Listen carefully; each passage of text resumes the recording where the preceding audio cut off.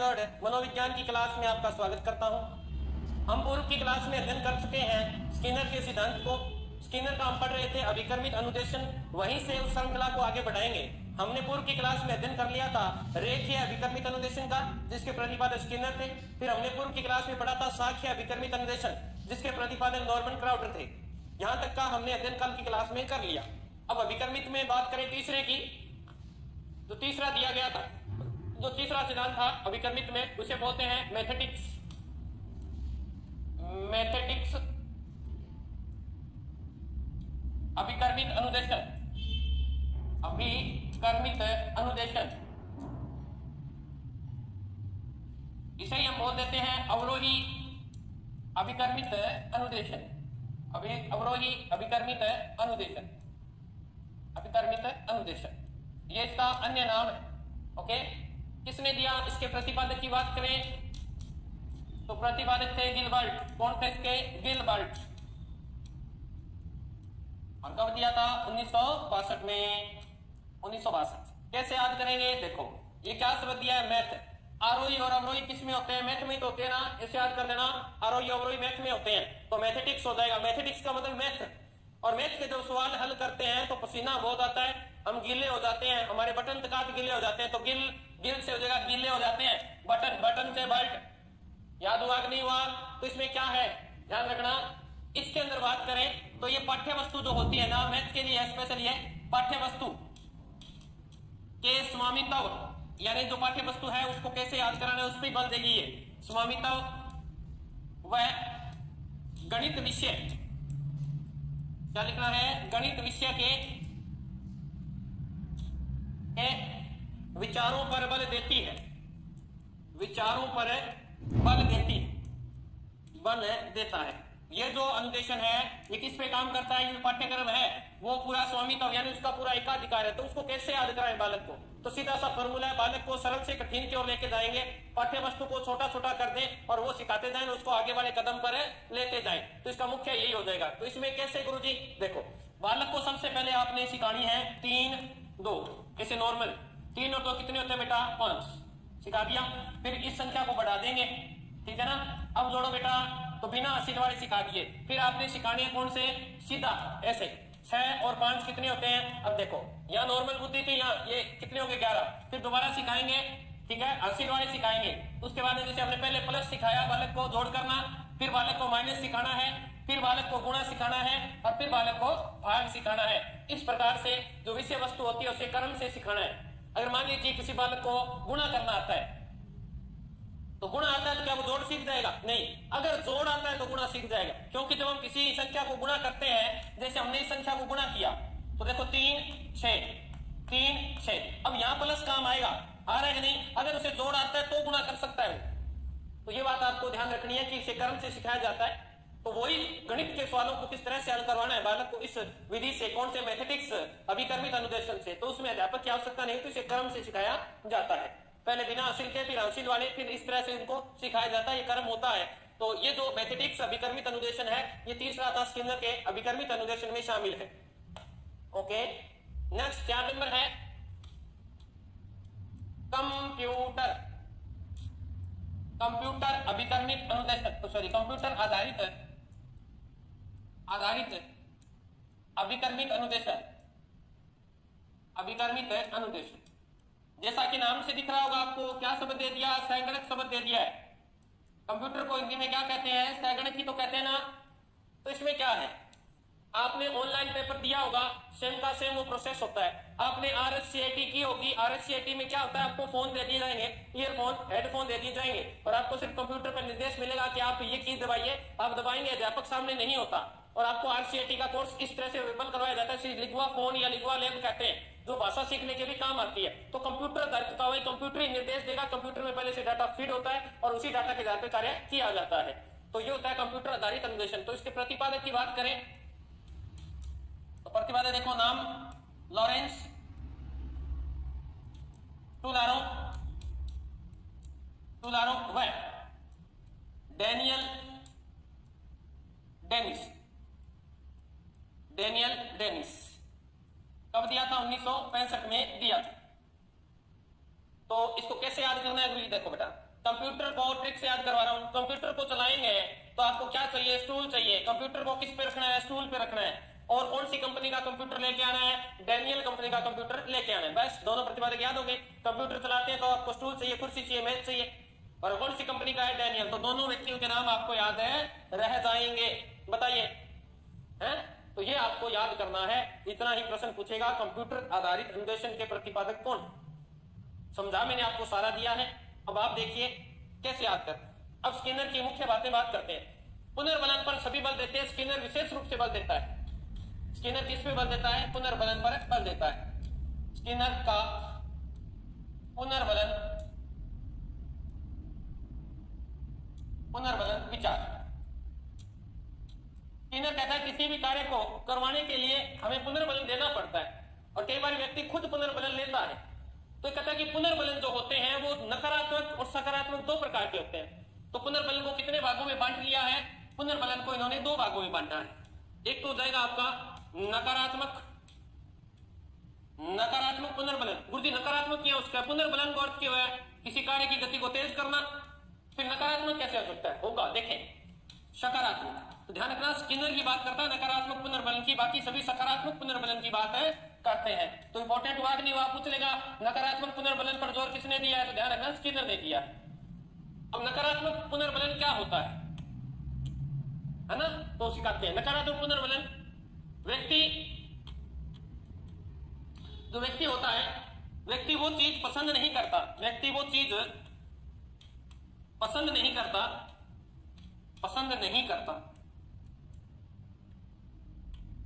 इसमें व्यक्ति किसी कार्य को पसंद नहीं करता, उस वस्तु को पसंद नहीं करता, ठीक है। और इसमें क्या करेगा, इसमें व्यक्ति स्वयं अपने प्रयास से, इसमें व्यक्ति स्वयं के प्रयास से उस वस्तु को हटाने का क्या करेगा, प्रयास करेगा। व्यक्ति स्वयं के प्रयास से इस वस्तु को हटा देता है।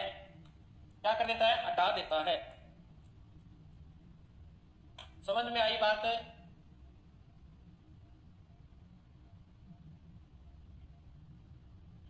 स्वयं के प्रयास से वस्तु को क्या कर देता है, हटा देता है। यानी अगर बात करें नकारात्मक पुनर्बलन जो होता है वो व्यक्ति के व्यवहार पे होता है। व्यक्ति की वो वांछनीय क्रियाएं जिसे व्यक्ति चाहता है, अगर वो उस बाधा आ रही है उसमें, अगर व्यक्ति के उस कार्य को सीखने में बाधा आ रही है, वो वांछनीय व्यवहार है, व्यक्ति जैसा चाहता है वो वैसा व्यवहार करता है। अगर उसमें कोई दिक्कत आ रही है तो व्यक्ति उस चीज को अलग कर देता है। जैसे अगर उदाहरण एग्जाम्पल की बात करें यहाँ, जैसे आपको सर्दी लगती है, सर्दी जब लगती है तो क्या करते हो भाई, सर्दी लगने पर आप गर्म कपड़े पहन लेते हो, आग के पास बैठ जाते हो। तो सर्दी लगना नकारात्मकता है। सर्दी जब लग रही है तो नकारात्मक है ना, शरीर में नकारात्मक पुनर्बलन है। उसके लिए व्यक्ति क्या हो रहा है, एक्टिव हो रहा है। तो उस पुनर्बलन के लिए क्या करेगा, गर्म कपड़े पहन लेगा, आग के पास बैठ जाएगा। तो ये आपका क्या हो गया, नकारात्मक पुनर्बलन। व्यक्ति को कार्य करने के लिए विवश किया, उसने नकारात्मकता आई ना। कौन चाहता है कि उसे सर्दी लगे, फिर भी वो करता है। यानी सभी को सर्दी लगती है, नेचुरल है, लग रही है। अब व्यक्ति फिर भी कार्य कर रहा है, उद्दीपक मिल गया, उसे सर्दी को हटाना है। उस नकारात्मकता को हटाने के लिए व्यक्ति क्रियाशील हो जाएगा। जैसे सर्दी लगने पर क्या करना, ऊनी कपड़े पहनना, गर्म पानी से नहाना। सर्दी लगने पर गर्म कपड़े पहनना,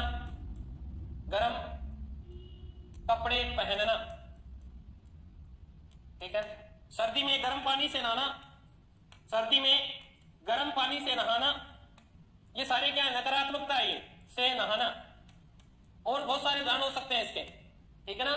जैसे बरसात होती है, अब बरसात से बचने के लिए नकारात्मकता है आपके पास, आप उससे बचना चाहते हैं, नेगेटिविटी है ना कि बरसात मुझे ना लग जाए, उससे बचने के लिए आप क्या करते हो, छाता लगा लेते हो।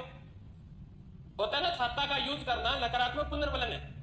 जैसे आपको नींद आ रही है और नींद के अंदर आके मच्छर आपके पास कान के पास गुनगुनाता है, तब आपको बहुत गुस्सा आता है। अब आप उस बाधा को दूर करते हैं, आप नहीं चाहते, आपकी वांछनीय क्रिया कि आप नहीं चाहते कि मेरी नींद को डिस्टर्ब करे, तो ये नकारात्मकता उस कार्य करने के लिए आपको बाधित कर रहा है, ये नकारात्मक पुनर्बलन है। अब आप उसके लिए क्या करते हैं, या आप वोल्टेज जला देंगे या ऑल आउट लगा देंगे। तो मच्छर भगाने के लिए ऑल आउट का प्रयोग करना भी क्या नकारात्मक पुनर्बलन का उदाहरण होता है। अब देखिए सकारात्मक कैसे। सकारात्मक का सीधा सा अर्थ है जिसमें व्यक्ति क्या करेगा, व्यक्ति इसका उल्टा हो जाएगा, ठीक है ना। व्यक्ति को जो चीज पसंद होती है, व्यक्ति को जो चीज, वस्तु क्या होती है, चीज या वस्तु, एक ही बात है, ठीक है ना। जो चीज पसंद होती है तो उसे अनुक्रिया, अनुक्रिया के बाद उद्दीपक स्टिमुलस उद्दीपक के रूप में दी जाएगी, समझ गए? कैसे दी जाएगी गुरुजी? जैसे विद्यालय में बात करें, जैसे आप बच्चे को कहते बेटा स्कूल जाएगा ना तो मैं तेरे को टॉफी दूंगा। अब ये टॉफी देना सकारात्मकता है, स्कूल जाएगा अच्छा कार्य तो सकारात्मकता भी, अब कार्य करने को टॉफी के लिए स्कूल जाएगा तो स्कूल जाने पर क्या देना? टॉफी देना। स्कूल जाने पर क्या देना भाई? टॉफी देना। जैसे बालक ने कोई अच्छा कार्य किया, स्कूल में अच्छा कार्य किया, आप उसकी पीठ को थपथपा देते हैं, आप कहते हैं शाबाश बहुत बढ़िया। अब ये आपका क्या है? सकारात्मक पुनर्बलन है। आपने दिया कुछ नहीं, आपने उसका जो बाह्य प्रशंसा कर दी, पुरस्कार दे दिया या शाबाशी दे दी, कंधे पे हाथ रख दिया, पीठ को थपथपा दिया, ये सकारात्मक पुनर्बलन के उदाहरण है। तो ध्यान रखना, स्किनर सकारात्मक और नकारात्मक दोनों पुनर्बलनों की बात है करता है। ओके, उतार लीजिएगा। ये थोड़ा सा याद रखना कि नकारात्मक पुनर्बलन पर बल देने वाले स्किनर है, उतार लीजिएगा।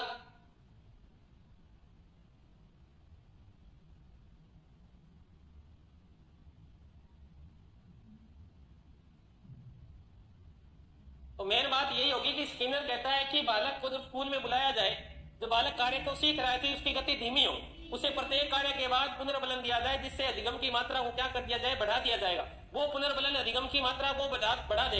यानी आप बच्चे से कोई एक्टिविटी कराना चाहते हैं, आपके मन में जो चीज है वांछित, आप अपने मन की वांछित क्रिया करवाना चाहते हैं, तो बालक को पहले पुनर्बलन न दिखाएं, उसे कार्य करने दिया जाए और लास्ट में उसे क्या देने? एक सरप्राइज दे दे। तो सरप्राइज देना होता है वो इसी का उदाहरण है, ठीक है ना? उसे बिना बताए क्या देना? सरप्राइज देना। तो बालक से आप जो अपेक्षित व्यवहार चाहते हैं वो आपका व्यवहार बालक इसी सिद्धांत के अंतर्गत है बनाएगा।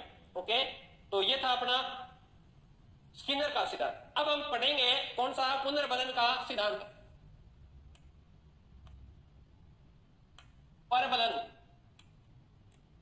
परबलन का सिद्धांत। ये नाम से स्पष्ट होगा, आपको याद होगा, आपको इसके प्रतिपादक कौन है, इसे ये कह सकते हो। हम परबलन को पुनर्बलन भी कह सकते हैं, पुनर्बलन का सिद्धांत,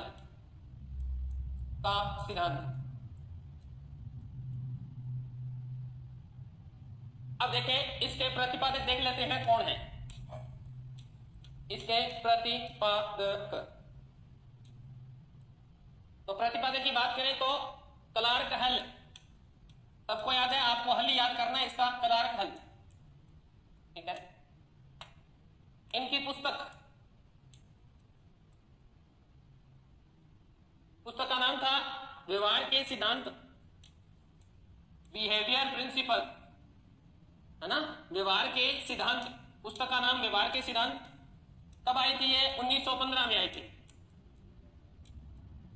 कब आई? 1915 में। तो इन्होंने कहां प्रयोग किया?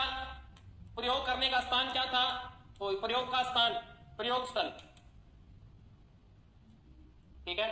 तो येल विश्वविद्यालय, येल विश्वविद्यालय कहां पड़ता है? ये अमेरिका।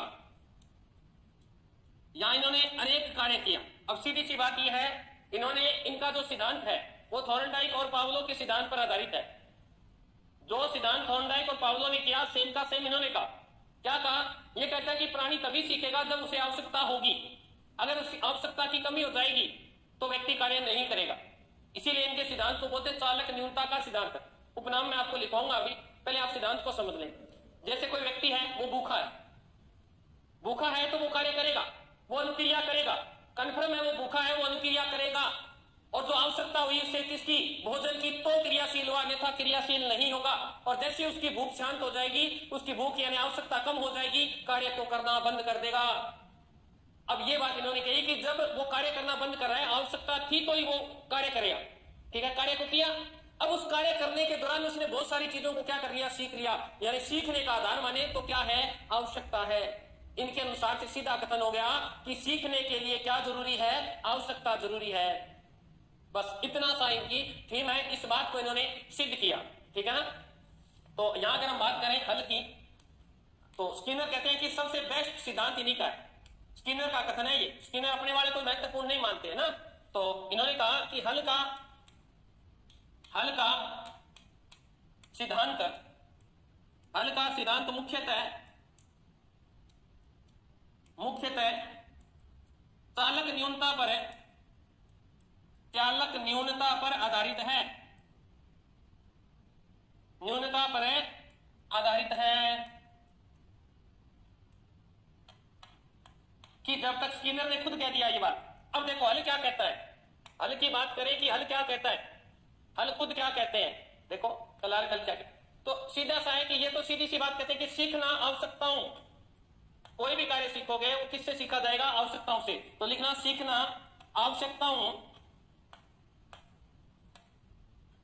आवश्यकता की पूर्ति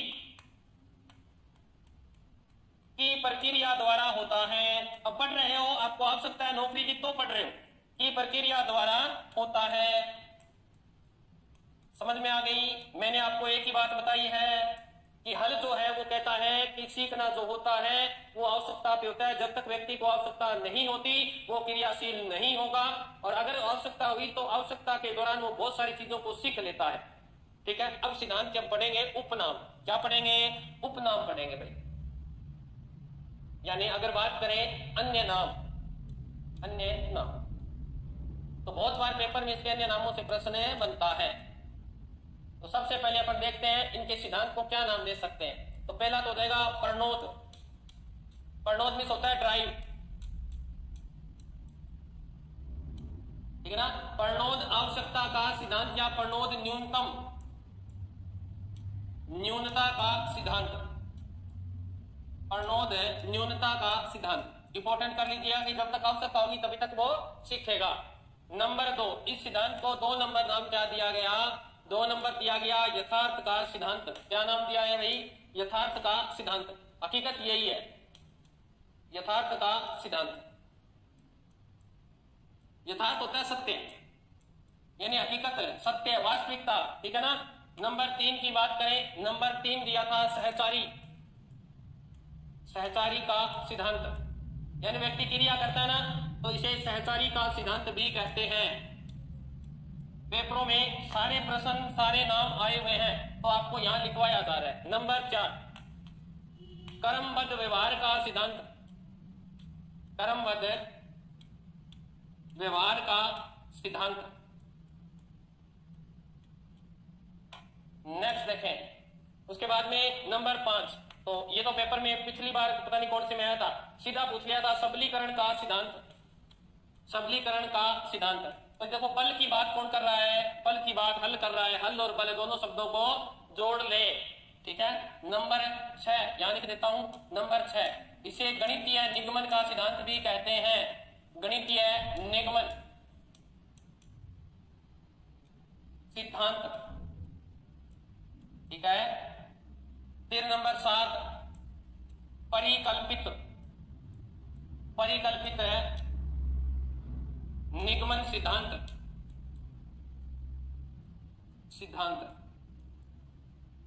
फिर है 8 नंबर प्रेरणा परबलन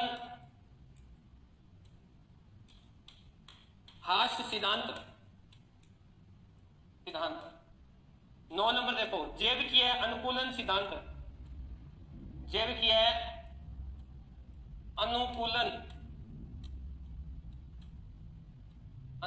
सिद्धांत। ये इनके मुख्य नाम है सिद्धांत के, आपको लिखने हैं। मेन बात ये ध्यान रखनी है कि आवश्यकता होगी तो ही प्राणी सीखेगा, यानी सीखने का जो आधार है वो व्यक्ति की आवश्यकता है। अब आवश्यकता होगी तो सीखेगा, तो उस दौरान जो कार्यों को सीखता है तो व्यक्ति ध्यान रखना प्रत्यक्ष 2 चीजें आवश्यकता होती है जीवन में उसके लिए। तो सीखने का आधार उसकी 2 आवश्यकताएं हो सकती हैं, ठीक है ना। तो कितनी आवश्यकताएं हो सकती हैं, 2 आवश्यकताएं। 2 आवश्यकताएं आप अपने हिसाब से नोट्स बना रहे हो तो लिख लेना, प्रयोग का आधार। और इस तरह लिखना है, इस सिद्धांत में किसी व्यक्ति की आवश्यकता ही उसके सीखने का आधार है। ये लाइन लिखनी है आपको। इस सिद्धांत में किसी व्यक्ति की आवश्यकता ही उसके सीखने का आधार है, और उन आवश्यकताओं की पूर्ति करने के दौरान व्यक्ति अनेक कार्यों को सीख लेता है, ठीक है। अब आवश्यकताएं कौन कौन सी हो सकती हैं वो बता रहा हूं। दो प्रकार की आवश्यकताएं होती है। एक तो होती है प्रत्यक्ष आवश्यकता, प्रत्यक्ष आवश्यकता, और एक होती है आपकी अप्रत्यक्ष आवश्यकता। ठीक है ना, एक होती है प्रत्यक्ष आवश्यकता, दूसरी होती है आपकी अप्रत्यक्ष आवश्यकता। अप्रत्यक्ष आवश्यकता। अब प्रत्यक्ष आवश्यकता का अर्थ है जो आवश्यकता आपको दिखाई देती है। कौन सी आवश्यकता? जो आवश्यकता आपको दिखाई देती है, जो मुख्य आवश्यकता है आपकी। तो अगर माने मुख्य आवश्यकता में माने तो क्या हो सकता है? रोटी, जिंदा रहने के लिए रोटी जरूरी है। कपड़ा, रोटी, कपड़ा और मकान, ये क्या आपकी प्रत्यक्ष आवश्यकता है, ये जरूरी है। इन आवश्यकताओं की पूर्ति जरूरी है, नहीं तो आदमी विचलित हो जाएगा। ठीक है। अगर अप्रत्यक्ष आवश्यकता की बात करें तो अप्रत्यक्ष आवश्यकता नहीं होते, कोई दिक्कत नहीं है। इज्जत, मान, शोहरत, इसके लिए भी व्यक्ति क्या करता है? क्रियाशील होता है। ठीक है ना। जब कोई भी आवश्यकता, जैसे अगर बात करें, ये आवश्यकता है रोटी। जब भूख ड्राइव होता है, जो भूख होता है, भूख जो चीज है वो ड्राइव कहलाती है, चालक कहलाता है। यानी जब आपको भूख लगती है, प्यास लगती है, ठीक है ना, सेक्स की इच्छा होती है, नींद आने की जो इच्छा होती है, ये आपको कार्य करने के लिए बाधित कर देंगी। जब इनकी आवश्यकता की पूर्ति हो जाएगी तो चालक क्या हो जाएगा? न्यून हो जाएगा और व्यक्ति कार्य करना बंद कर देगा। तो ध्यान रखना, प्रत्यक्ष आवश्यकताओं के लिए व्यक्ति कार्य करता है। तो चालक आवश्यकताओं की पूर्ति के लिए क्या करेगा? क्रिया करेगा। चालक के लिए या चालक आवश्यकता की पूर्ति, चालक आवश्यकता की पूर्ति के लिए क्रिया करता है, के लिए क्रिया करता है।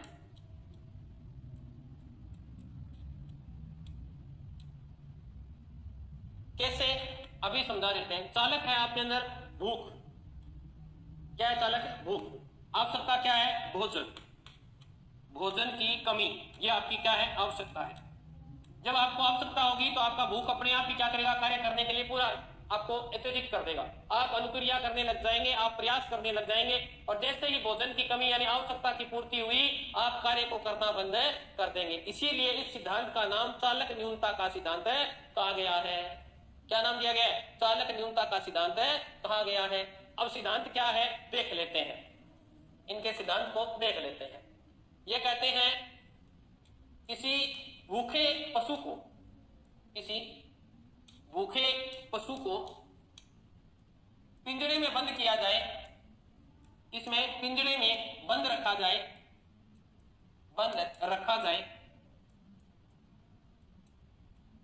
क्या है? उसे आवश्यकता है ना, ये देखो भूखा है, भूखा का आक्रमण आवश्यकता है, और भोजन बाहर रख दिया जाए, और भोजन बाहर रख दिया जाए,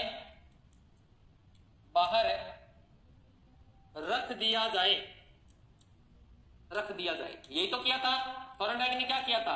यही तो किया था। अब क्या है, जो ये भोजन है ना, जैसे उसने उद्दीपक है, ये भोजन, ये क्या है बेटा? ये उद्दीपक है। क्या प्राप्त करना चाहता है? उसकी आवश्यकता की पूर्ति कौन करेगा? भोजन, ये उद्दीपक है ना। तो भोजन पशु की क्रियाशीलता को बढ़ा देगा। भोजन पशु की क्रियाशीलता यानी अनुक्रिया, रेनफोर्समेंट, पुनर्बलन मिलेगा भोजन को प्राप्त करते ही। क्रियाशीलता को बलवती बना देता है, यानी बढ़ा देता है, बलवती बनाता है। अर्थात अगर बात करें तो परबलन करता है, अर्थात की बात करें तो अर्थात परबलन कर देगा। उस भोजन को प्राप्त करने के लिए वो क्या करेगा? पुनर्जोर प्रयास करेगा, बल लगाएगा, परबलन करता है।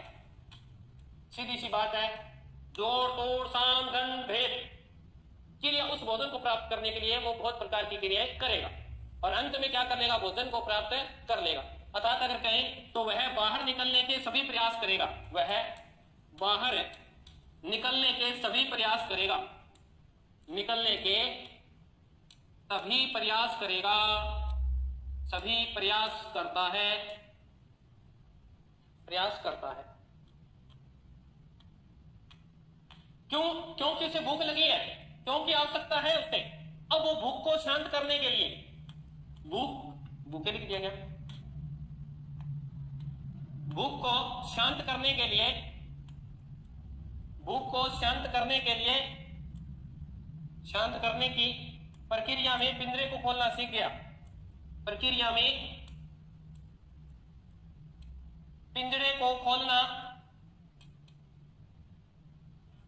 खोलना सीख लेता है, खोलना सीख लेता है। क्यों सीख लिया भाई? उसे आवश्यकता थी। तो अर्थात अगर बात करें, पिंजरे को खोलना उसे नहीं आता था, पर सिखाया किसने? आवश्यकता ने। किसने सिखाया? आवश्यकता ने। अर्थात है पिंजरे का या पिंजरे को खोलना सीखने का आधार है, सीखने का आधार है। जो व्यक्ति को आवश्यकता, आपको साइकोलॉजी नहीं आती थी, आपको प्रयास किया आपने, आपको आवश्यकता है, और जिस दिन आपका सिलेक्शन हो जाएगा आप साइको के हाथ ही नहीं लगाओगे। अब आप साइको कितना पढ़ रहे हो, ये चालक न्यूनता हो जाएगी। जब व्यक्ति को अपनी जो उद्दीपक होता है वो प्राप्त हो जाता है, तो वो उसकी न्यूनता, कार्यशीलता को क्या कर देता है? कम कर देता है, और व्यक्ति उस कार्य को छोड़ देता है। समझ में आई बात है? तो ये हल का सिद्धांत है। परंतु यहां से प्रश्न की बात करें कि गुरुजी यहां से प्रश्न क्या बन सकता है, तो ध्यान रखना, थॉर्नडाइक और पावलो के सिद्धांत पे ध्यान। दो बात थॉर्नडाइक और पावलो ने बताई, वही बात हल ने हमें बताई है। अब नोट करके लिखना है आपको यहां पे, नोट। हल ने अधिगम की प्रक्रिया, हल ने अधिगम की प्रक्रिया में केवल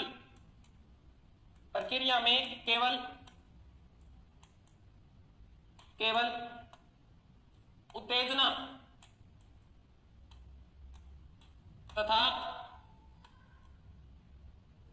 तथा प्रक्रिया पर बल नहीं दिया है, प्रक्रिया पर बल नहीं दिया है, बल्कि सीखने वाले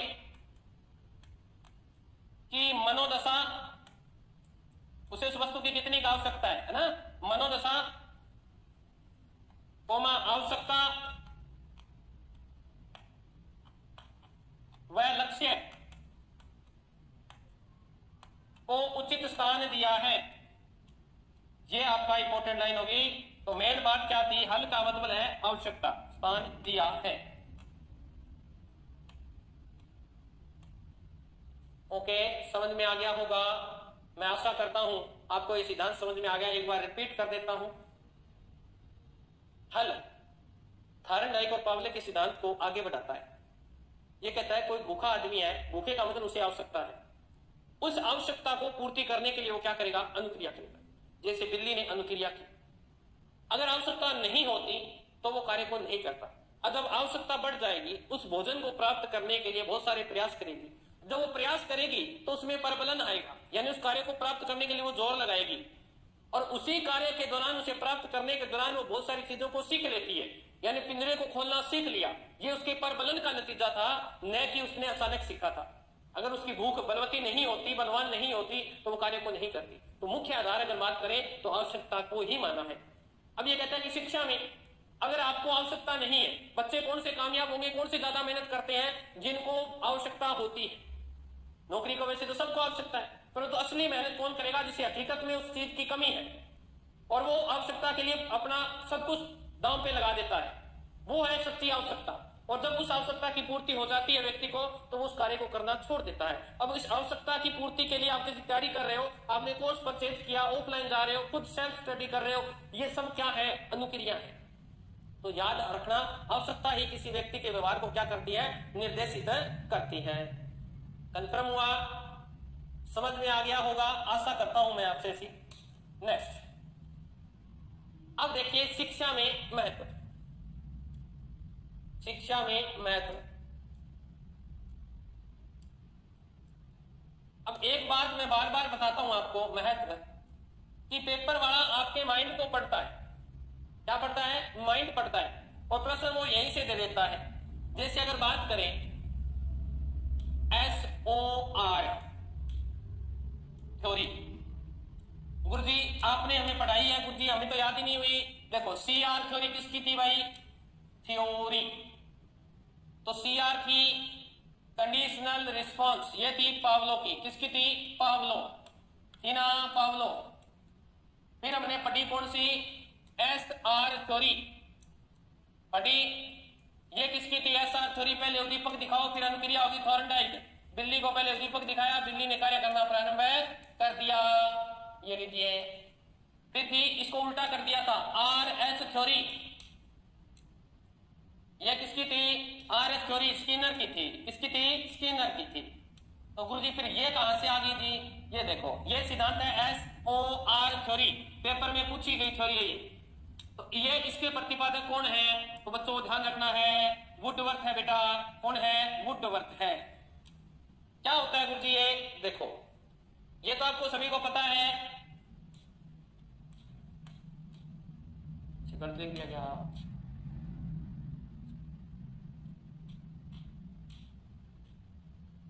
एस का अर्थ है स्टिमुलस, ठीक है ना? उद्दीपक जिसे बोलते हो, उद्दीपक, ठीक है। इसका ओ का है ऑर्गेजम, ऑर्गेजम, ठीक है।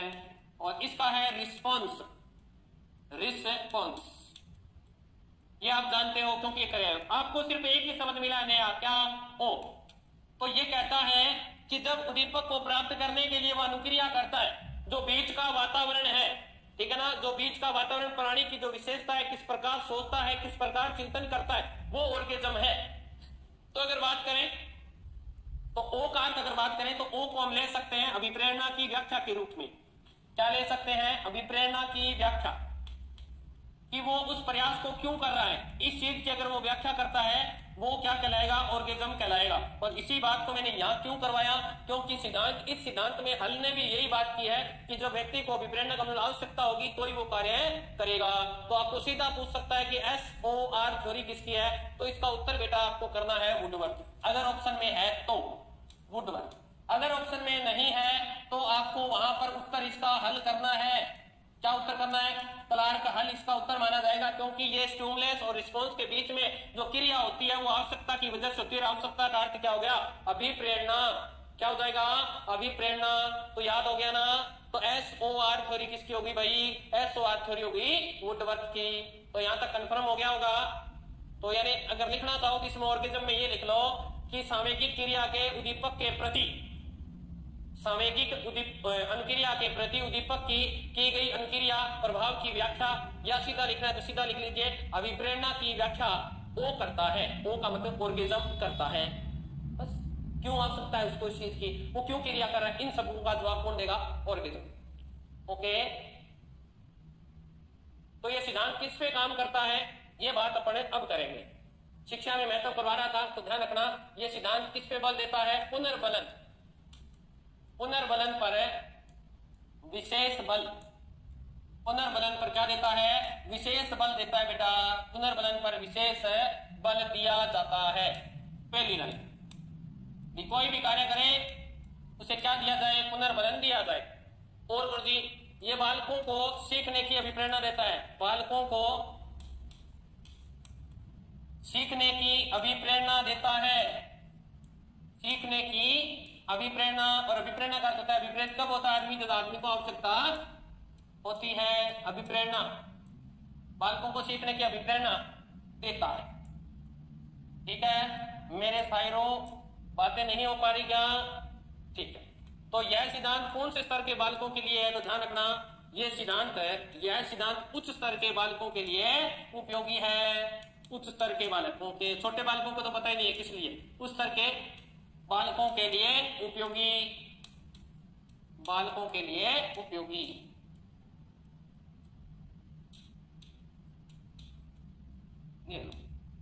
और क्या गुरु जी? तो देखो, ये पाठ्यक्रम निर्माण में जिज्ञासा की जो प्रवृत्ति होती है उसको शांत करता है। तो लिखना है पाठ्यक्रम निर्माण में जिज्ञासा, जिज्ञासा पूर्ति का ध्यान रखने में उपयोगी, ध्यान रखने में उपयोगी। कैसे गुरुजी? अभी समझा देते हैं। पाठ्यक्रम निर्माण यानी बच्चों को किस प्रकार का पाठ्यक्रम दिया जाए ताकि बालक ज्यादा से ज्यादा सीखे। तो बालक की रुचि के अनुसार दे, जब बालक को आवश्यकता होती है कि मुझे ये चीज सीखनी है, आप शुरू में हार्ड दे देंगे, बालक में रुचि उत्पन्न नहीं होगी, रुचि उत्पन्न नहीं हो, मोटिवेट नहीं हुआ, मोटिवेट नहीं हो तो उसे आवश्यकता नहीं हुई। तो बालक को जो पाठ्यक्रम दिया जा रहा है उसकी रुचि के अकॉर्डिंग देंगे तो बालक उस चीज को क्या करेगा, आवश्यकता मानेगा और वो अपनी जिज्ञासा की पूर्ति के लिए उसमें ज्यादा ध्यान देगा। और गुरु जी तो देखो, बालकों की सफलता पर उन्हें पुरस्कार दिया जाए, बालकों की सफलता, तो वो छोटी सफलता हो, सफलता के लिए पुरस्कृत किया जाए, सफलता के लिए यह सिद्धांत सिखाता है। पुरस्कार कैसे किया जाए गुरु जी, ये बताया तो नहीं था आपने, आपने बताया नहीं था तो बता दिया ना कि जब वो पिंजरा खोलना सीख लेता है तो अगर उसे पुरस्कृत नहीं दिया जाए, वो भोजन नहीं दिया जाए तो अगली बार वो पिंजरा खोलना नहीं सीखेगा। पुरस्कृत किया जाना चाहिए, किया जाना चाहिए।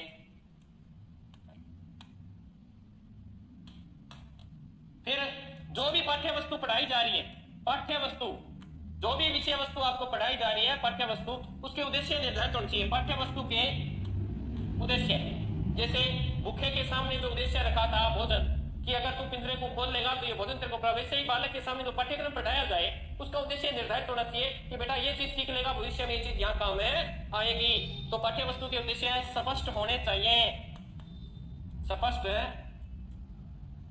होने चाहिए। और लास्ट, बालक की रुचियों का, बालक की रुचियों का क्या रखना है, ध्यान रखना है। बालक की रुचियों का ध्यान रखना है, ठीक है ना, बालक की रुचियों का ध्यान रखना है। रुचियों का अर्थ है कि बालक को क्या आवश्यकता है, रुचि का अर्थ क्या दिया गया है, बालक को क्या आवश्यकता है, इस बात का आपको ध्यान रखना है, तो यह अधिगम आपका सार्थक होगा, अन्यथा आपका प्रयास विफल हो जाएगा। ठीक है बेटा, तो आज के लिए इतना ही, मिलते हैं कल इसी समय। स्वस्थ रहें, मस्त रहें। जय राजस्थान, जय भारत।